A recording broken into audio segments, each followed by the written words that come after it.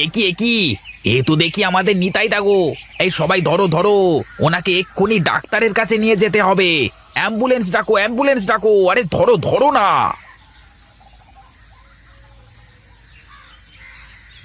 আহারে, বাড়িতে ছোট ছেলেটা বউটা অসহায় হয়ে গেল গো। বিধাতার এ কেমন খেলা! আমারই কি সর্বনাশ হলো রে! কত করে বলেছি বাইরে বেরোনোর সময় রাস্তাঘাট একটু ভালো করে দেখে শুনে পার হতে, শুনলো না আমার কথা। বৌদি, এখানে বেশি কান্নাকাটি করবার দরকার নেই। আর তুমি যদি এভাবে ভেঙে পড়ো তাহলে তপুর কি হবে বলো দেখি। এখন আমি কি করব দাদা? ছোট্ট ছেলেটাকে নিয়ে কোথায় যাব? কার কাছে হাত পাতবো? আমি বলি কি বৌদি, আগে নিতাইদাকে একটু সুস্থ করে বাড়িতে নিয়ে গিয়ে তারপর ভাবা যাবে। তুমি বেশি চিন্তা করো না, আমরা তো আছি নাকি। ঘরে চাল ডাল কিচ্ছু নেই।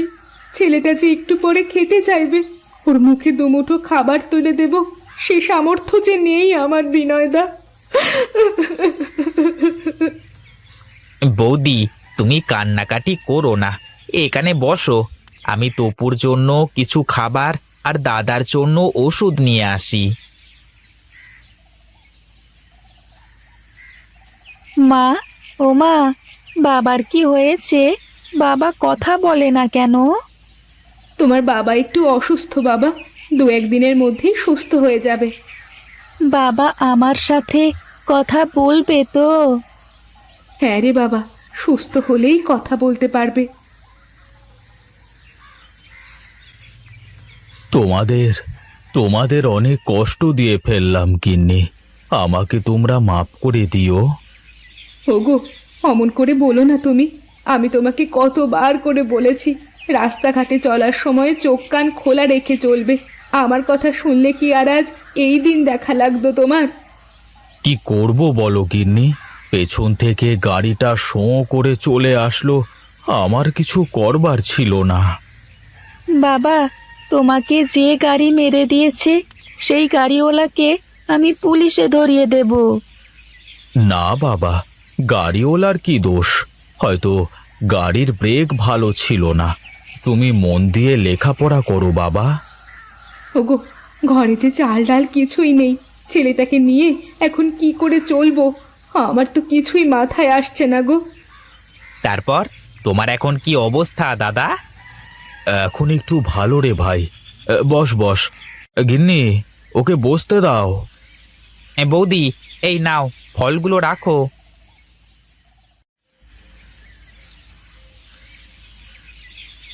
তুই যদি না থাকতিস তাহলে যে আমার কি হয়ে যেত। কিছুই হতো না দাদা, আমি না থাকলে আমার জায়গায় অন্য কেউ তোমাকে হাসপাতালে নিয়ে যেত। অনেক তো উপকার করলি ভাই, তুই আমার আর একটা উপকার করবি? বলো দেখি দাদা, যদি আমার সামর্থ্যের মধ্যে থাকে তাহলে অবশ্যই করব। তোর বৌদি আর এই ছোট ছেলেটা এখন না খেয়ে থাকবে, আমার তো আর কোনো উপার্জন নেই। তুই যদি একটা বন্দোবস্ত করে দিতে পারতিস। কি করতে হবে বলো দাদা? তুমি হলে না হয় একটা কাজবাজের ব্যবস্থা করে দিতে পারতাম, কিন্তু বৌদি তো মেয়ে মানুষ, তাকে দিয়ে কি করতে বলবো? একটা বুদ্ধি আছে দাদা, এই বৌদির হাতে রান্না তো আমি খেয়েছি। প্রতাপবাবুর হোটেলের সামনে তো তোমার জায়গা আছে তাই না? ওখানে যদি বৌদি একটা হোটেল দেয়। কিন্তু হোটেলে তো অনেক খরচ দাদা, এখন অত টাকা কোথায় পাবো? আরে কিসের অত টাকা? গরিবের হোটেলে বেশি টাকা লাগবে না, দরকার হলে সবাই মাটিতে বসে কলা পাতায় খাবে। এভাবে কি লোকজন আসবে খেতে আমার ওখানে? ওসব তুমি আমার উপর ছেড়ে দাও বৌদি, তুমি তৈরি হও, কাল থেকেই আমরা হোটেলের কাজ শুরু করব। এখন তাহলে আমরা উঠি। কিছু মুখে দিয়ে যাও ভাই। না বৌদি, এখন আর কিছুই মুখে দেব না, অন্য দিন খাবো।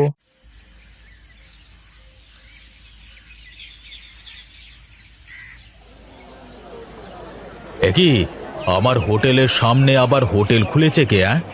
বুঝেছি, নিতাই অপায়েজ হয়ে ঘরে পড়ে আছে, আর এখন ওর বউ এসেছে আমার সাথে পাল্লা দিয়ে হোটেল করতে।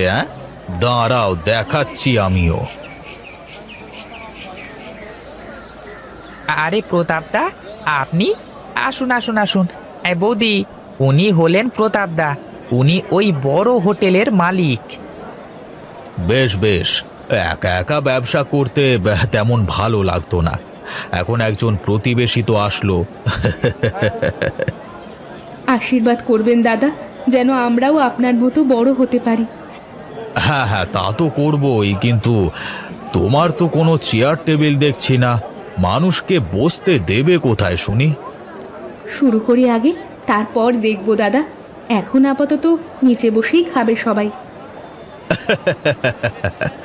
তা আবার হয় নাকি? খরিদ্দার কি আর ওই নিচে বসে খাবার খাবে? খাবে দাদা, আর তাছাড়া এখন আমার চেয়ার টেবিল বসানোর মতো পরিবেশ নেই, সবই তো জানেন বোধহয়। হ্যাঁ, তা তো জানি। তবে শোনো, আজই এই মাঝখান দিয়ে একটা ছোট করে বেড়া দিয়ে নেবে, যাতে করে তোমার হোটেল আর আমার হোটেল আলাদা করে বোঝা যায়, বুঝলে? ঠিক আছে দাদা, আপনি কোনো চিন্তা করবেন না, আমার জন্য আপনার কোনো ক্ষতি হবে না। কি ব্যাপার? প্রতাপ বাবু কি বলে বৌমা? কি আর বলবে, মাঝখান দিয়ে একটা বেড়া দিয়ে নিতে বলল। প্রতাপ বাবু পাকা ধানের বাউই, খুব ধুরন্ধর। একটু সাবধানে থাকতে হবে বৌমা। ও নিয়ে চিন্তা করো না কাকা, আমরা তো আছি সবাই।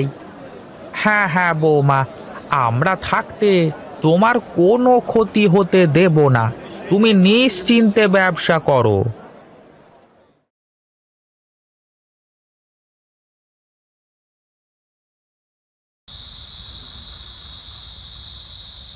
কি গো, তোমার কি হোটেলের কাজ শেষ?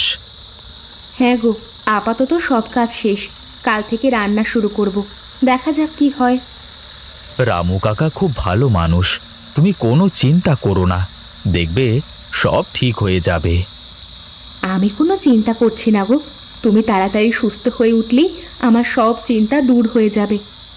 তুমি যেভাবে দিন রাত আমাকে সেবা করছো, তাতে করে দেখো আমি কয়েকদিনের মধ্যেই সুস্থ হয়ে যাব।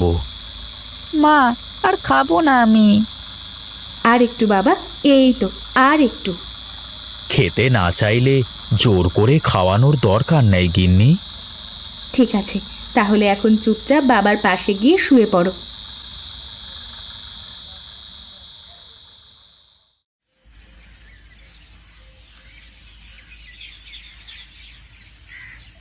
হ্যাঁ, বাহ বাহ বাহ বাহ বাহ বাহ, কি সুন্দর গন্ধ। হ্যাঁ, মনে হচ্ছে আমি আগে খেয়ে নিই। তো একটু খেয়ে দেখোই না কাকা। আরে না না, আগে খরিদ্দার খাবে, তারপর দেখব। আর তাছাড়া আমি তো বাড়ি থেকে আসবার সময় খেয়েই এসেছি। এই গরিবের হোটেলে কি মানুষ খেতে আসবে কাকা? চিন্তা করিস নে মা, একটা না একটা কিছু হবেই। এই নতুন হোটেল মনে হচ্ছে। এই চল চল, সবাই আজকে ওখানে গিয়ে দেখি। আহা, কি ঘ্রাণ!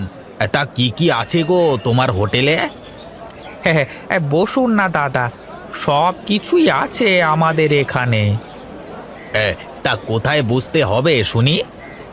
আপাতত নিচে বসেই খেতে হবে, আপনারা বসুন না, একবার আমার রান্না খেয়েই দেখেন। এই এই, তোরা সবাই বস দেখি, আগে খেয়ে দেখি কেমন। আপনারা খাওয়া শুরু করুন, খেয়ে বলুন তো দেখি কেমন হয়েছে। এ বাবা বাবা বাহ, কি সুন্দর রান্না! মনে হচ্ছে বাড়ির খাবার খাচ্ছি। হ্যাঁ দাদা, এই গরিবের হোটেলকে নিজের বাড়ি মনে করি খেতে পারেন। হ্যাঁ হ্যাঁ, একটু ডাল দাও তো দেখি। হ্যাঁ, বুঝলে মা, তোমার হাতের রান্নার কোনো তুলনাই হয় না। কাকা, আজ বড় অসহায় হয়ে এই কাজ শুরু করেছি। চিন্তা করিস নে মা, খুব ভালো কাজ করেছিস তুই। আর শোন, চকচক করলি যেমন শোনা হয় না, তেমনি সামনের ওই বড় লোকের হোটেলে খেতে গেলে খালি পয়সা যায়, খাওয়া হয় না। ঠিক বলেছেন কাকা, ওই হোটেলে যে টাকা দিয়ে খাই তার অর্ধেক টাকায় এখানে তৃপ্তি করে খেতে পারবে। হে হে। হ্যাঁ হ্যাঁ, এখন থেকে সবাই এখানেই খেতে আসবে। এখন তাহলে আমি চলি, কেমন? তারপর বৌদি, কেমন চলছে ব্যবসা? মাত্র তো শুরু করলাম, দেখা যাক কি হয়। হ্যাঁ ঠিক আছে ঠিক আছে, তাহলে কাজ করো, আমি একটু গঞ্জ থেকে ঘুরে আসি। হ্যাঁ, সবাই পেট পুরে খাবেন, কোনো সমস্যা নেই। আমরা বেশি দামে খাবার বিক্রি করি না। খেতে থাকেন আপনারা, খেতে থাকেন। না, ভাবলাম যে এই রকম গরিব হোটেলে কেউ খেতে যাবে না, কিন্তু সবাই তো ওখানেই খেতে যায় দেখি। কি যে করি! ও রামু, আরে ও রামু, এদিকে আয় তো দেখি। কি বলবেন বাবু, বলেন দেখি। তোর মালকিনের সাথে একটু কথা বলবার দরকার ছিল। বেশ তো, কাজ বাজ শেষ হলে বলবে, এখন তো আমরা অনেক ব্যস্ত।